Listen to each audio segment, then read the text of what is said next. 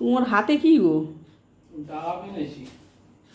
তুমি এই এখন রাত্রিবেলা ডাব আনতে গেছো? এখন ডাব কে খাবে? কালকে সকালে খাবে।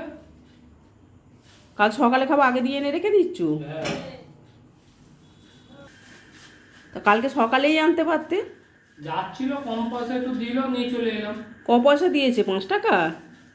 যাও না, 5 টাকা 10 টাকা তাহলে তুমি বলছো কম পয়সায় দিল।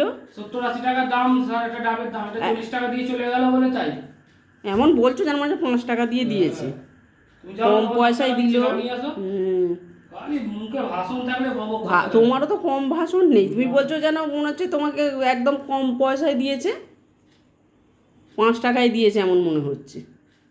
এই তো বলছিলে মাথার যন্ত্রণা করছে, তাই বলছি আবার ডাবটা তো কালকেই আনতে পারতে। আসছিলাম ওদের সময়, যাচ্ছিল নিয়ে নিলাম। খেয়েছো ওই ওষুধটা? শুয়ে পড়ো। কোথায় যাচ্ছ আবার এখন? কোথায় যাবো? যাও শুয়ে পড়ো। হুম।